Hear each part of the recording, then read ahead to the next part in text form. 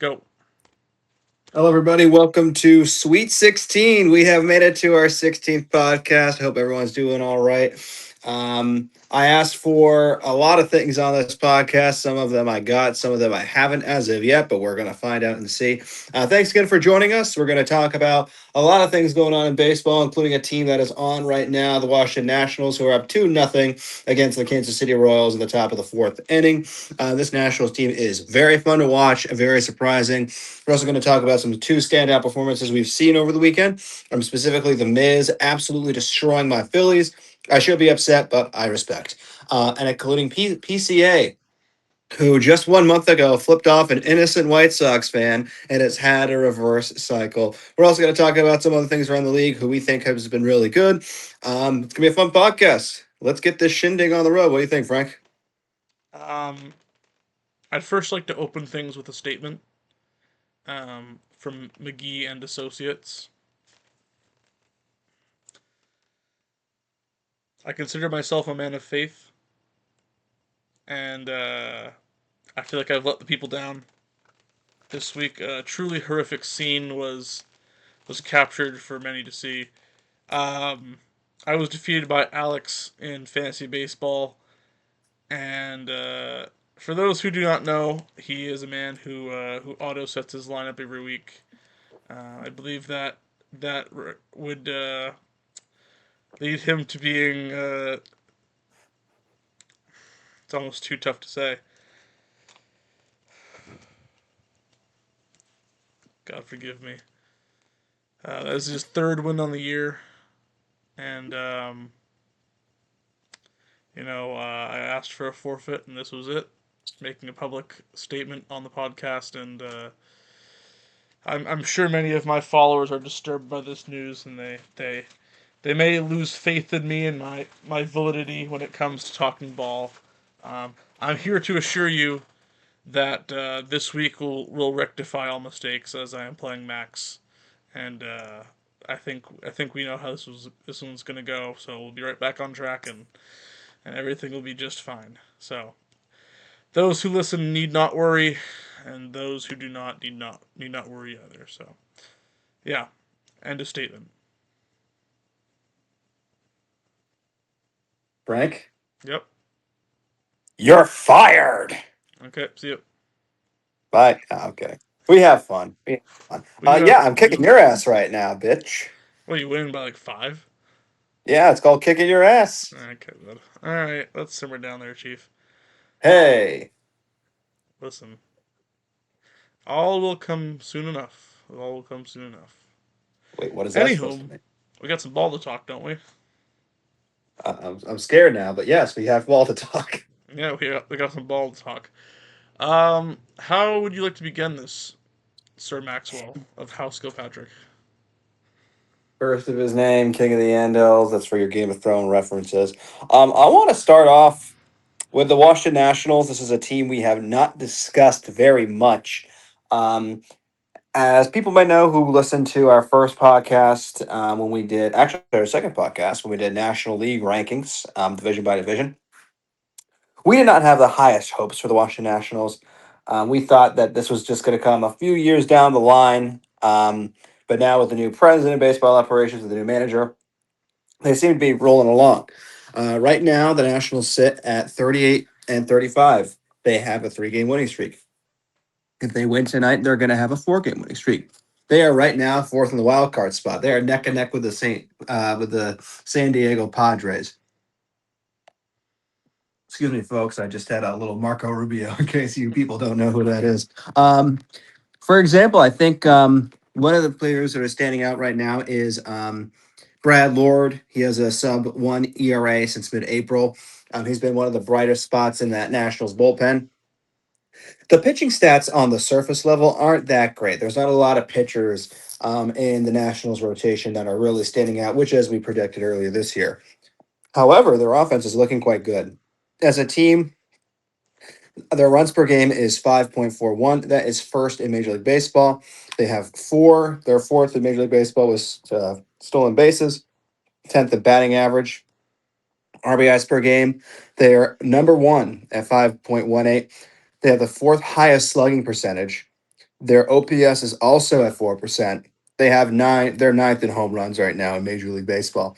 Specifically, a few people we want to mention. Of course, the two big ones. James Wood is continuing what he's doing last year. He is right now hitting a slash line, 282 average, a 475 on base percentage, a 560 slugging. He has ex WOBA, a 417. A lot of his stuff on Savant is looking really good. Specifically, his barrel percentage, his hard hit percentage, his exit velocity are all in the red. X slugging is at 630. He's continuing. He's continuing what he's been doing last year, and I think that's why he's ranked almost like in the top five in All Star League voting right now in the National League. And specifically, CJ Abrams is hitting quite well too. He's having a 285 average, a 372 on base percentage, a 510 slugging. His savant's looking a bit iffy, but his batting run value is 96th percentile in the league. Also, shout out to Luis Garcia. Every time he hits that baseball, it's one of the highest exit velocities in the league. He's hitting 259, 283, and 460. Overall, this Nationals team is looking very, very fun. This is a fun team. The vibes are pretty high. Very happy what the Nationals are doing right now. Hopefully, don't get too close to my team, but they're looking quite well. Frank, what do you think? Yeah, I mean, you guys are kicking the Marlins' ass right now, so I wouldn't be too worried at the time of recording. However, you mentioned top to bottom a lot of very good players on that Nationals team, but I wanted to make a special mention to a couple of pitchers here. Um, the Nationals, as some of you may know, some of you may not, they brought in a lot of the Red Sox front office over the summer, including second in command to Craig Breslow. And a lot of that was probably with a focus on pitching. They haven't really graduated anybody on the hitting side all that significant. Like CJ Abrams has already been a multi time All Star. James Wood, obviously, coming off a very good year, although he's made some strides in interesting directions. Um, Now, I will say Curtis Mead does seem like a very intriguing uh, sort of scrapyard find, and he's been good for them thus far. He's hitting a cool 234, but he's sporting a 803 OPS, good for a 126 OPS plus, and that is in over 200 plate appearances at this point. So he's had a very interesting go of it. But the pitchers that I want to mention here, um, I think we highlighted this a lot in terms of what to worry about with the Nationals coming into this year. Of course, I called them the most forgettable team in the league probably a couple times now, and I stand by that. But there's some interesting pieces here. For one, Foster Griffin here came over from the Japanese league this offseason. Sort of an unheralded move, but he's been very good so far. 7-2 record, a 3.46 ERA. That's in 14 starts, 78 innings pitched. Um, he's looked excellent. Honestly, his cutter has been one of the best in baseball with 5 run value thus far. Sinker also at a 2 run value. He's someone who doesn't walk a lot of people, throws a lot of strikes, knows how to work the zone, and you know he's more or less down the middle in a lot of the baseball savant stats, but he's doing a very good job of limiting hits. He's doing a very good job of limiting hard contact, and he's a sort of dependable ace that I think they need in this sort of bridge year. And I don't think anybody's considering the Nationals to do anything this year necessarily, but I would say it's definitely a good sight to see there. Cade Cavalli is another one that I wanted to mention. Now, I think he splits opinion in a lot of ways for a lot of people, but 3.98 ERA, excuse me, as a 27-year-old, 74 and 2/3 with 81 strikeouts. This is his first full season in the big leagues. He used to be a top prospect a few years ago, but he's dealt with a lot of injuries, and he's sort of now becoming like a post hype sort of part of this rotation. I like him a lot. I think he's got a very good curveball. He's got a solid fastball, and I think he's still trying to pitch, trying to find himself on the major league level. But he's got good stuff, and he's just sort of an all around dependable 2-3 kind of guy, and I don't think that's something to sneeze at. One guy that just came up recently, actually, that's somewhat intriguing to me is Andrew Alvarez. Uh, he's not quite stretched out. He has 4 2/3, 4 and 4 innings pitched over his last 3 starts, but he's looked very solid in those outings, and he is a very intriguing option. Maybe he ends up in the rotation. I mean, I'm sure Zach Littell is probably at the end of his rope, and so is Miles Mikolas. How these guys are still on MLB rosters, I'm not really sure. So I'm sure we'll see a lot more of him. He's definitely someone to watch um, coming out of that national system. But I think all that's to say is the Nationals are trending in a very positive direction, and I don't think anybody was expecting them to be this good this year.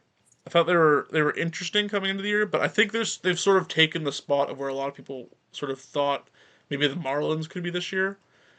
Marlins seem to have taken a step back. Nationals taken a big step forward behind their young core there with Wood and Abrams and guys like that. So yeah, we haven't talked about them yet this year, but I'm very intrigued. And yeah, they're a very fun team. I look forward to seeing more of them. It just came across the airways on MLB Beginning, MLB Network. A lot of the top three, hits, stolen base, home runs. They are one of the best offenses in the league right now. The ERA, starting pitching wise, or just as a team ERA in general, is 26th in the league. So I think if they were to step up their pitching, as you just discussed, some of the pitchers that you mentioned, if they Well, were to step up their pitching, I think this team could be a little fun to watch. If they keep this momentum past the All Star break, this is a very intriguing team we got in our they hands. have the possibility of three guys right now that I think could be the top three in their rotation. Whether Griffin is still with the team after the deadline this year is a whole other question. Who knows really? But I mean, I think it's more or less addition by subtraction at this point. Get Mikolas out of that rotation, get Littell out of that rotation, get Gus Varland out of that rotation, and you're probably looking at a better end of things generally. They have a few interesting prospects coming up with Travis Sikora and Harlan Susana, and some of these guys could come up and make a big impact right away. What are you saying, Max? They should have never traded Mackenzie Gore. He's not exactly lighting the world on fire right now in Texas. I agree. I think he's a supremely talented pitcher, but he just hasn't quite found a way to put it all together yet. But what are you saying, Max? They should have never got rid of Patrick Corbin. Well, he's not exactly setting the world on fire right now. I would probably categorize him closer to a Mikolas or a Zach Littell at this point. What are you saying, Max? I Are you got saying one Max more in Scherzer, me. I got one more in me. Strasburg? Um, yeah, they should have treated Strasburg better. Yeah, maybe. And to be fair though, they ran him into the ground for the greatest of all reasons, which is a World Series. So Yeah, he's a nationals. He's a national legend because of that. Shout out to him. It was actually a couple days ago, 16th year anniversary since he debuted in Major League Baseball. One of the best moments in Nationals history. Great pitcher when healthy. Just unfortunate that he was not, but I still have a soft spot for him. there's so many great players that have played for them. Juan Soto debuted there, Strasburg debuted there, Harper debuted there, and yet I just still don't really associate a lot of those guys with the Nationals at this point. Levon Hernandez played there. Yeah, like I mean, Ryan Zimmerman. Let's keep going down the list. Oh God, who else? Who was their second baseman back in the day? I forget. 2010 second baseman. Crap, I forget Oh, now. Ian Desmond. Yeah, we love Ian Desmond. There you go. Okay, that's good enough for me. Yeah, Rockies legend Ian Desmond. He right. had like -5 WAR or something like that his entire Nationals time there. legend, Yeah. Jonathan Papelbon. Anywho, um, yeah, we got a packed show today. I think before we get into any of the interesting storylines, we'll do the weekly statistical wrap up with your boy Frank. We'll get through this real quick, and then we'll have a little discussion, and then we'll go on to some more fun topics. So, um, Whatever you want to do, Frank. It's not my all show. It's yours. right. Well, I guess that's true. Uh, all right, Max. All right. Let's talk about some hitters here. There's quite a few guys on this list that I'm extremely excited that are on this list. And some of these guys where I'm like, huh, where did this guy come from?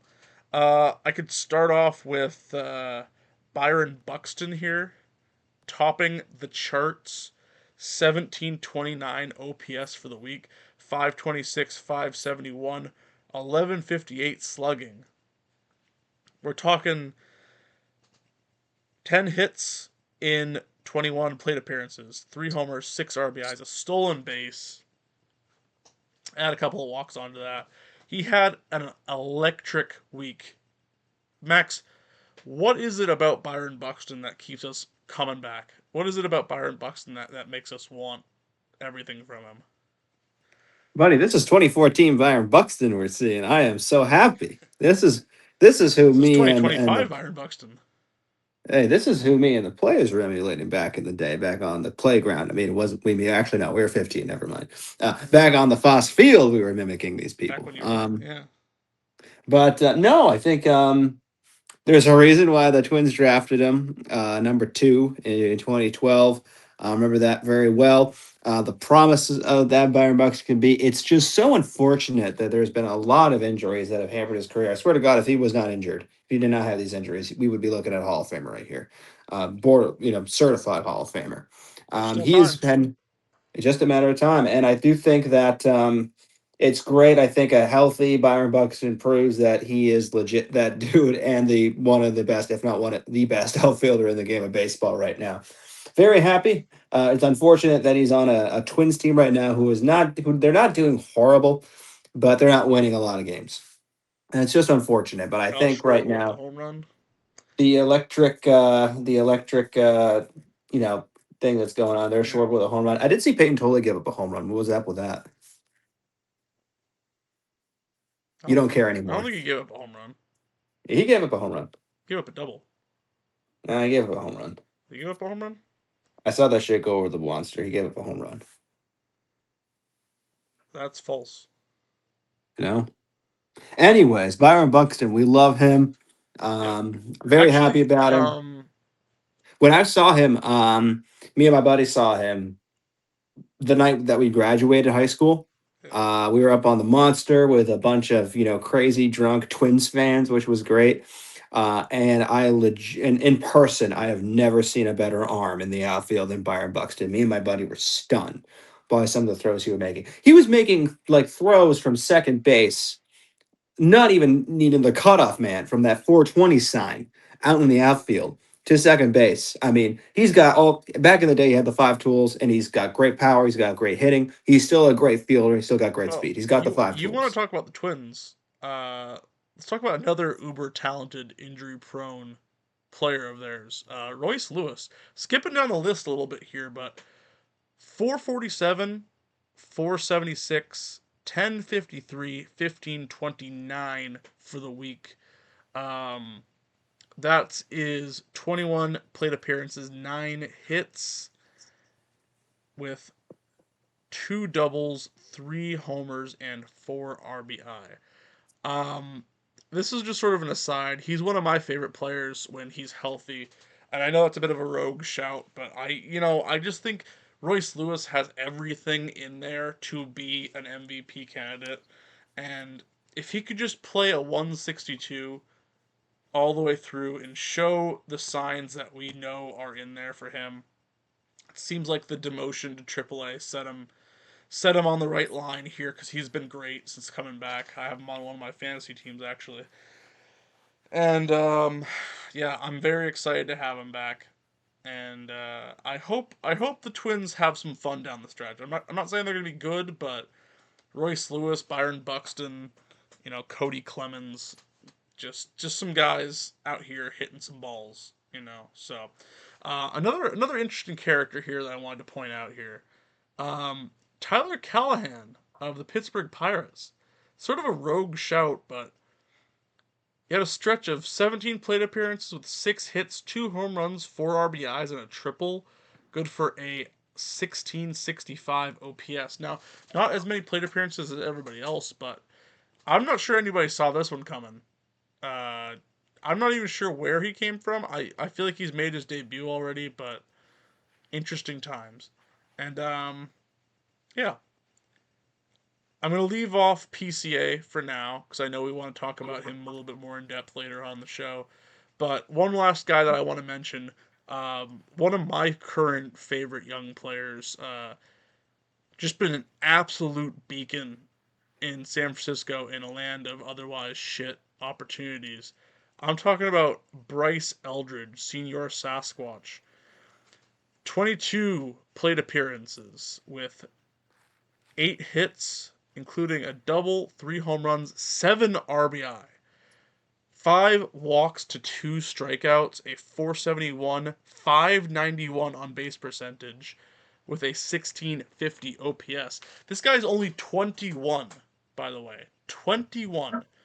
And he showed I hope this sticks around. I really do hope this sticks around, Max, because the bat to ball and anti strikeout abilities that he's shown for a stretch this season is not anything we've seen in his minor league career thus far, and it doesn't seem to be a mirage though. There's underlying um, aspects to his game right now. The in zone contact is great. The chase rate is great.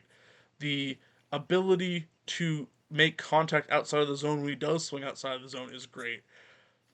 This guy's just mashing, and he looks invincible right now. And for a 21-year-old to do this in an anemic Giants offense, I want to see more splash hits from this guy. I can't wait to watch. I love some Bryce Eldridge, Max. I don't know if you've been paying attention, but like They well, I he's know looks I think so he hit a good. grand slam last week in a Yeah, a walk walk off. off grand slam.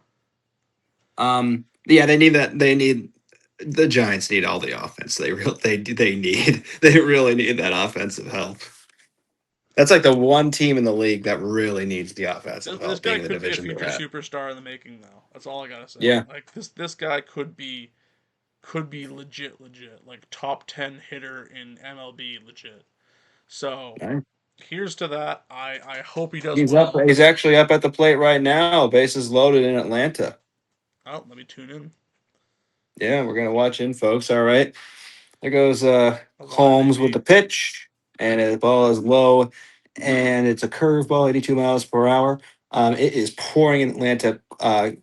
Grant Holmes, he has very long hair. I don't know if you noticed 2-2. We have an that. ABS challenge. It's ball. Is that gonna make Oh, it you're 3-1? ahead of me, I'm ahead of you. It's a you three and motherfucker. one count for Bryce Eldridge with the bases loaded. I'm seeing a green light here. Home run watch is in effect. Yeah, you gonna call it? Here we go, Max. If he hits a home run here, I'm buying his jersey. All right. Oh, foul ball. Full count now.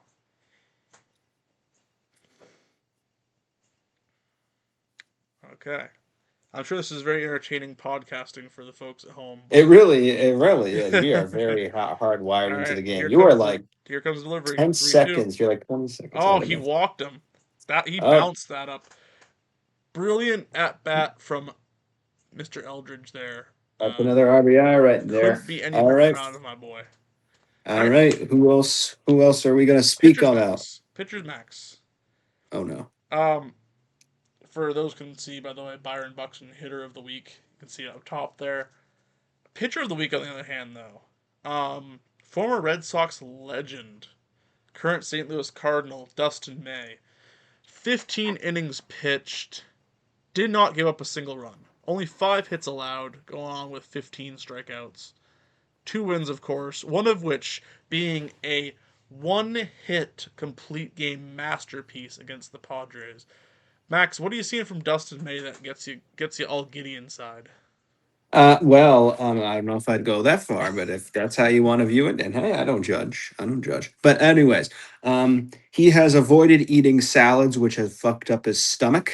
Um, Esophagus, actually, but yeah. and I think he's got like some sort of pig ligament in his arm. He's had so many arm surgeries. It's funny because when he debuted, like back in 2020, 21, this rising star for the Dodgers, I think everyone was in the league was paying attention just how great his stuff is, like his changeup and his slider I particularly. remember him throwing Um, absolute frisbees up there. Like, yeah, but it was always unfortunate that it couldn't stick with the Dodgers, not because he didn't have the talent, but because it's just he was just injured all the time. yeah, And that's not always on him. It just sometimes you can't control it. But shout out to him. I hope he, finally has a good home in St. Louis. yeah. Heim I seems to be mean, treating him well, much he's better than he's Bruslow been did. But yeah, excellent since his first two starts of the season where he struggled mightily. He has been yeah. excellent down the Do you stretch. miss him in Boston? Well, it's a catch 22, Max, because obviously I would love to have this version of him in Boston, but I know if we still had him in Boston, he would not be the same player. So I'm happy he's finding success elsewhere. That's Yeah. all I really have to say to him.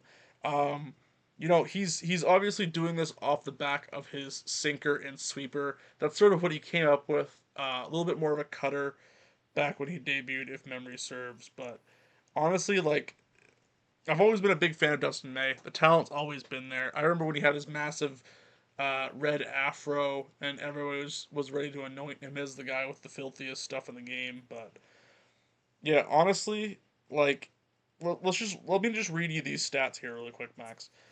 Since since the 10th of April, his stats are as follows: 74 and a third innings pitched, 55 hits allowed, only allowing 3 home runs over that stretch, by the way. 68 strikeouts, a 2.54 ERA, underpinned by a 2.68 FIP. So he is pitching extraordinarily well. And yeah, honestly, all I have to say is good for him. Another guy that I wanted to mention is a guy who's having like a sneaky, really good season this year. Stephen Kolek, 12 and a third, .73 ERA, 13 hits allowed, but only one earned run. That goes along with 7 strikeouts. So, not a lot of overpowering stuff, but a lot of great pitchability. Someone who keeps the ball on the ground has been effective at times with the Padres, but he's really found himself in Kansas City. They always seem to find one of these guys that's sort of a back end rotation guy, and performs maybe above average. And it was Bubich last year, Noah Cameron for a spell as well. And yeah, Max, do you have any input on Stephen Kolek before we move on to your man? Yeah, he's had his last three starts have been looking very, very good. He's having a quiet, good year for the Royals. His last start, for example, was 7 and 1/3 innings, 5 hits, 4 strikeouts, as you mentioned.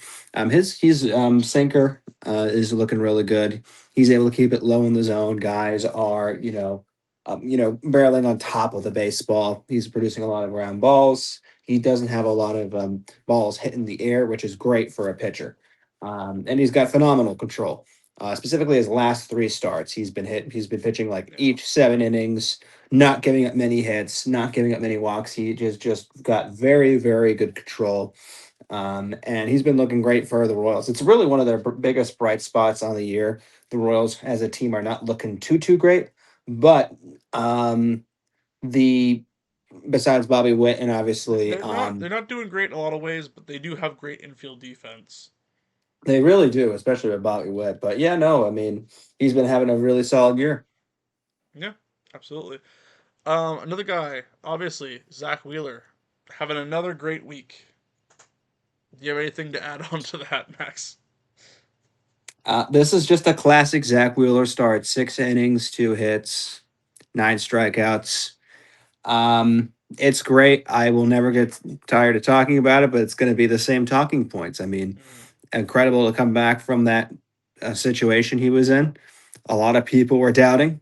You may have doubted. In fact, actually, I'm going to call you out on this. You doubted it back in the winter, I did. and I was I'll hold my hands up and and say I I was did. glad to be proven right. And I want you to apologize. I apologize to Zach Wheeler. That's a little sarcastic. You need to say it Yeah. again. Dear Mr. Zach Wheeler, I feel like I can call you Zach because we're so close. I used to dream about throwing a ball around with you when I was a little kid. And, you know, I think that you're one of the greatest pitchers of our time. And I doubted your ability to play at a top level due to your shoulder injury, and I'm very glad to say that I was wrong. Folks, we are humbling Frank today. We are really humbling Frank today. This is really like an Dream come exercise in true. humiliation for me today, isn't This it? is a dream come true. This is the 100 years of humiliation of Max as my Frank, and I number am one so Max, my happy. number one hater is feasting right now. I'm not your hater. I'm with you. Max, you are my number one hater. Buddy, you're my number one hater. I don't hate you. I don't think about Um, you. I'm sorry, Max. That was mean. That was a quote from a movie. Anyway, one last pitcher I wanted to mention had a rocky stretch there for a bit, but Shota Imanaga has been very good recently. That's what happens when you get to play the Rockies a couple times, but still, I digress. 10 and 2/3, 7 hits allowed, only 1 run, .84 ERA. He has struck out 10 over that stretch. Yeah, I mean, this is really what we're looking for from him, right? Just good fastball, good splitter, and the rest is just sort of cake. And when he's going right, I love watching him. Doesn't overpower you with stuff, but he knows how to pitch and he knows what to do with his stuff. He's gonna blow that 95, 92 right by you. Shout out Shota, he's my goat. I didn't doubt him. I didn't doubt him. Okay. There's record on this. There's on the record. The second podcast of the year. I did not doubt Shota's ability. I love his changeup. I love his stuff. I have never doubted Shota Imanaga in my life, and I never He's will. not a two-time All-Star for no reason, I would say. Um, Respects. going into his struggles a little bit here. I think just based on the way he pitches, there's always going to be some risk of home runs. 4.26 ERA, but that doesn't really tell the whole story, I would say, right? Let's look at from April 5th to April 21st. That's 4 starts, 24 innings pitched, 9 hits, 3 earned runs, 25 strikeouts, a 1.13 ERA. And then we'll look at from we'll look at from May 13th to June 4th. We're looking at 28 and 2/3. We're looking at 28 earned runs at 8.79 ERA. Brutal. Then back to back starts, looking great, looking fine. There's always going to be some flaws in there. High home run to fly ball rate, but overall, I think he's a great pitcher. I think he's probably more of a 3.5 guy than he is a 4.5 guy. So, yeah, I can always appreciate a good Japanese pitcher wheeling and dealing with what many people would call suboptimal stuff. Yeah. Anywhom, Good stuff. let's just do a quick roundup of the records here. We have the best record, the Las Vegas, Sacramento, Oakland Athletics, 4-1 over the last week. Best record in the American League, despite having to play in an open air Las Vegas, which is basically cores on steroids, if that was even possible. They gave up 22 or 23 earned runs against the Rockies in that last game. Yeah, that'll humble you really quick. I will say this though. I kind of wanted to mention this. They are, proceeding well with their new ballpark. Um, the roof's going to be closed most of the time. It better I be. think they're actually building it the field like lower because where the AAA stadium is in Vegas, it's more on an incline. This stadium, it's on the strip, and that's less of a decline. So it could have impact Maybe, there, but maybe. we may be looking at the second Coors Field. Not a bad thing because I Coors you Field's know great. I'm halfway tempted to see if let's just have the A's play all their home games left in Vegas. See if Nick Kurtz can hit 74 home runs in a year and break Barry Bonds' record. If Um, he plays there his entire career, if he only plays games in that stadium, he will pass. He will hit 800 career home runs. Probably, you wouldn't put it past him. Honestly, I would. My fantasy baseball lineups would just be Oakland Athletics players or Hell, put Mike Trout in there. Trade him to the A's. All yeah. right, he needs to hit 500. Um, real quick, Marlins and Cubs tied at 4-2 over the last week. I just want to sort of mention the Marlins real quick. They've had some very intriguing goings on there. Sandy Alcantara has not been the leader of the line for them. Max Meyer has been looking exceptional for them, and hopefully we'll see him in the Midsummer Classic. Definitely deserves it. The lineup has been sort of anchored by Xavier Edwards and Liam Hicks and Otto Lopez, a very unassuming group of players, but I think the Marlins are getting the most out of what can only be considered to be a meager amount of funds invested in that team. So, honestly, salary floor cannot come soon enough, just for no other reason than the Marlins should be better than they are, but they just don't have We're kicking their ass right now. Yeah, well, unfortunately, I had Tyler Phillips in one of my fantasy baseball leagues, so that was not a smart choice on my end, unfortunately.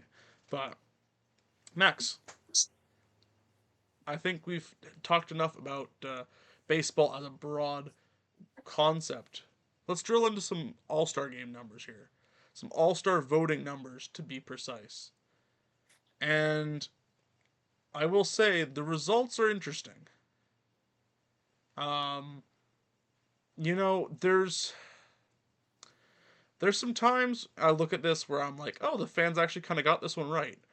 And then I see that George Springer is second in the designated hitters voting to Yordan Alvarez. And I see that Andreas Jimenez is second to Bobby Witt in the shortstop voting. And I'm like, what are we doing here?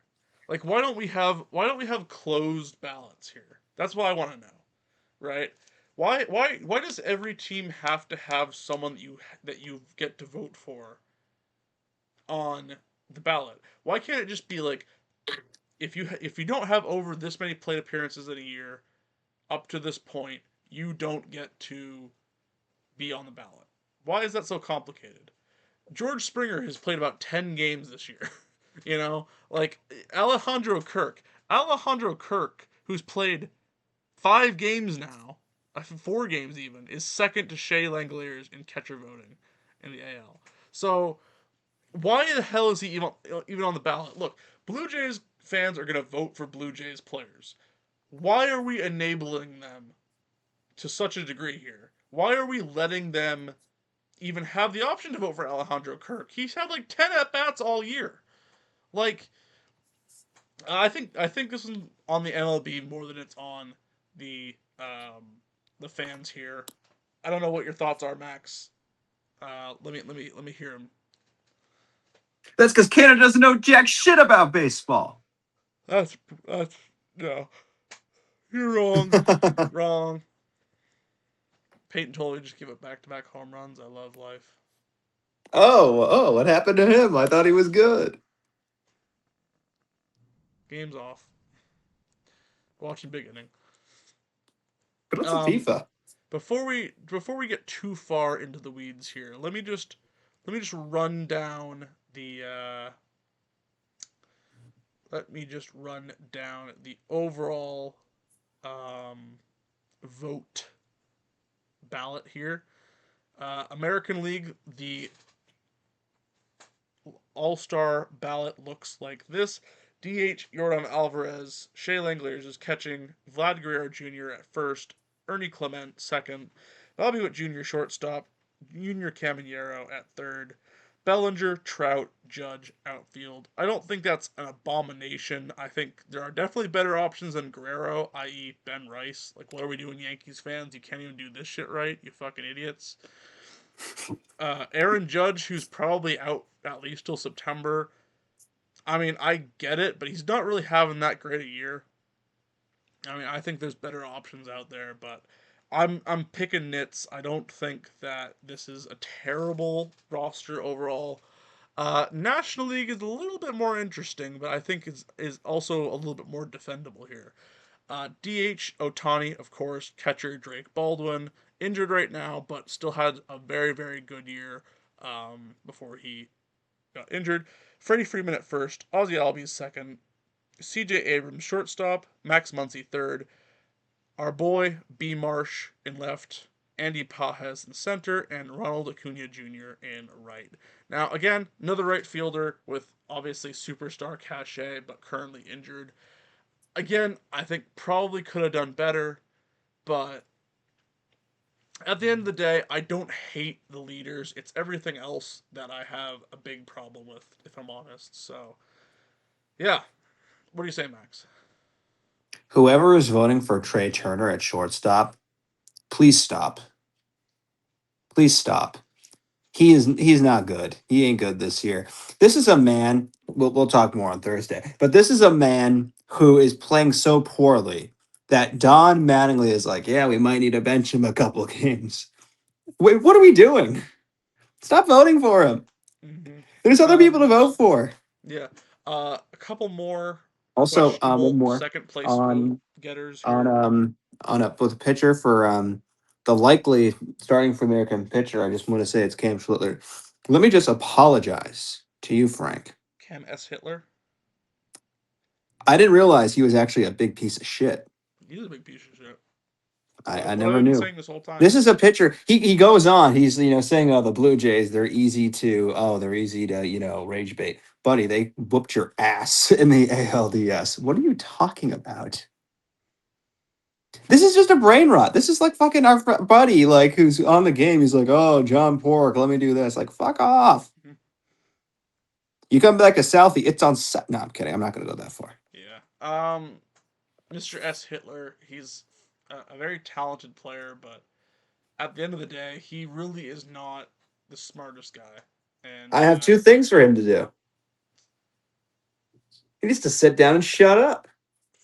more than anything, he needs to be humbled on a big stage. That's what he needs. Yep. Although We knowing pray that it knowing a guy like happens. him, he probably would double down anyway. So Yep. whatever. Some other questionable second place vote getters here. Um, Kazuma Okamoto, not the most egregious in the world, but still I would say it's great. George Springer at DH, I already mentioned that, but it's so bad that it's worth a second mention. Um, Overall, not too bad other than that in the AL. Will Smith for second with catchers. I know it's kind of a soft position, but it's sort of you know. Bryson Mhm. Stott is the second vote getter at second base. Like, what the fuck are we doing? He has like a 530 OPS right now. Alec Yeah. Bohm, second and third base voting. Again, very soft position, but it's not who I would vote for. Mookie Betts is second at Me shortstop. neither. Mookie Betts has played about, what, 15 games so far? He's ahead of Yep. Ellie De La Cruz. He's ahead of Otto Lopez. Like, what the fuck are we doing here, guys? Like, hey, Miami fans, how about you get off your fucking ass? Like, seriously. Um, and then designated hitter Kyle Schwarber, Otani. That's fine. I have no problem with that whatsoever. In the outfield, the only one that I kind of have a problem with is Teoscar Hernandez not really having the best year, ahead of guys like James Wood, Corbin Carroll, Juan Soto. But yeah, I mean, other than that, it's fine. Like, I know that the rightfully deserving candidates for the most part are going to get in, and I know it's not like the most ugly thing in the world. So yeah, you know, I'm still in favor of fan votes, but I just think it should be constricted to make sure that we're eliminating the really really stupid ones here. Like, I think there should be upper and lower statistical limits. I think there should be minimum plate appearance limits. Um, yeah, I think that just makes sense in my mind at least. So yeah, that's sort of where I'm at.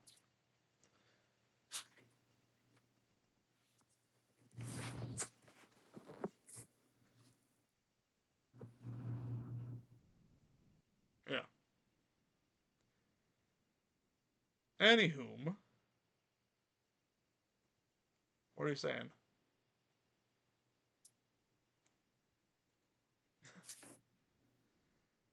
What do you want to talk about next, Max? You want to talk about the Miz? Want to talk about the Miz? Um, absolutely dominating your team here. Why not?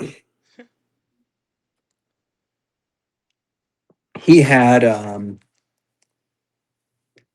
Yeah, I think he's just there. We're speaking on the Miz now. How a lot of people speak about Shohei and how the two-way position players. We've of course never seen anybody in our lifetimes like the Miz. I think. I mean, we talked about Paul Skeens, but I think at this point the Miz is better than Paul Skeens. And I don't think it's particularly close. He had what we called last night a Maddox. He had a complete game shutout in 95 pitches.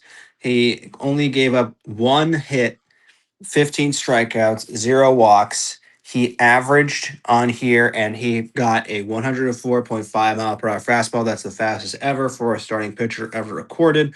This is the Brewers' 13th Maddox.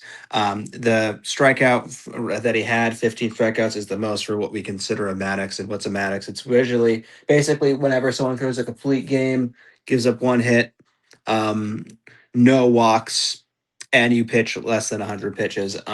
I didn't see that game. I was actually at a Red Sox game um, when that happened. As soon as I got back and I saw it, I was like, oh, all right. I'm just not surprised by what he does. He's just literally dominant. I think now I'm picking him to be my Cy Young winner. I don't think Chris Sanchez. I love him. I don't. He ain't getting that. It's gonna be the Miz. Yeah, I think that probably colors your impression as well when Christopher Sanchez doesn't do all that great in his last start either. So, Yeah. it's some He ups wasn't and great in his downs. last couple starts too. The last Yeah. start he gave up a home run the first inning. He hasn't done that in a long time. Mm. I still believe in him. Obviously, he's still great. Yeah. Mizorowski right now is just overpowering everybody though. So Yeah. yeah, it is. It's hard to top that. That's for sure. Yeah. Pete Crow Armstrong though, Max, fresh off. Actually, he just hit another home run. He just hit another home run. He has been on fuego. I promise the people some statistics here. I know everybody loves stats. I certainly do. So we're gonna go back over the last week in 23 plate appearances. He has 12 hits. He has four doubles, a triple, two home runs, five RBI, hitting 545 with a 1613 OPS, including but not limited to a cycle last night, Max. A descending cycle, no doubt. Um, He got the home hardest run, ones triple, first. double, single. Very interesting, sort of statistical anomaly, but it's great. Honestly, I love it. Now he just needs another triple, double, and single, and here we go again. Yeah, honestly, like very interesting player. Chases a lot. Always going to be susceptible to some cold streaks, but of course he plays platinum glove defense to offset that. He's always going to be in the lineup when he's healthy. So Yeah, yeah, how are you feeling he's my about hitter of the week. how you feel about Mister Chirpsky himself? He's my hitter of the week. Actually, no, he's not my hitter of the week. I'm sorry, but he's up there in terms of who my hitter of the week is. Again, looking very, very good. There's a reason why the Cubs extended him to that extension in spring training this year. I think he had like an 8-year deal. Three, no, not even that high. Obviously, hundreds of millions of dollars in terms of an extension. Well deserved. I think what we're seeing right now. This is the first half stats that we've seen from PCA last year. Let's hope that it continues into the second half of the season because man, oh man, do the Cubs need it? Because right now the Cubs are kind of playing second fiddle to the White Sox right now in Chicago. They are 5 or 4.5 games back from a dominant Milwaukee Brewers. I want to segue that a little bit because my player of the week, NL wise, is going to be Jackson Churio. He did not have a terrific year last year, but last week he hit 13. He was 13 and 24 plate appearances. He was hitting 448. He hit 5 home runs last week. He had 10 ribbies. He also his oh god, how do I even read this? He just has been solid in his last. He's just been solid in every single plate appearance he's been in. So hats off to Jackson Churio. That NL Central is looking really tough Mm-hmm. because as we know and as we kind of predicted and so forth that the Brewers are going to win that division. And right now we're seeing why. But man, oh man, do the Cubs need to step up. And I think PCA doing this right now definitely a step in the right direction for him. Yeah, a whole crop of young center fielders been hitting great recently. Rafaela, Churio, Pete Crow Armstrong. Bucks is not young, but he's doing great. So center field talent, very very rich right now. So always great to see that. Yeah. Max, what else do you got for me? I just want to say before we round it out, we got some fun baseball trips ahead of us. Frank, you're going to see the Sea Dogs. Tell us a little bit about that. Yeah, so I'm going to the Section 10 podcast night in Portland with my girlfriend on Friday night. Gonna get yours truly, and you as well, Max, a jersey. Certainly paid enough money for it, but it's worth it. It's gonna be fun. Get to see the guys on the field. Maybe I'll take a photograph if I have a chance. But yeah, I would never say that it's my all time favorite podcast, but I can appreciate for what it is, and like I do think they have genuinely good Red Sox takes for the most part, and especially with as shitty a season as we've had, it's a good conduit for my negative feelings and knowing that other people are watching as many games as I am and also are having as miserable a time as I am. So, it makes you feel not alone. As the Section 10 podcast guys would say, I am a 162 guy, girl, gay. So, you know, uh, I should laugh yeah, about it that. is. It is. It's certainly an effort watching the Red Sox these days, but it's nice to know that you have some company and that you're not alone in that. So, yeah, Yeah. I will be in Denver, Colorado this yes, weekend. It's going to be a lot of fun visiting a really good buddy of mine. Shout out to him. Definitely excited to be back in Denver. Going back to Coors Field. I ate something at Coors Field.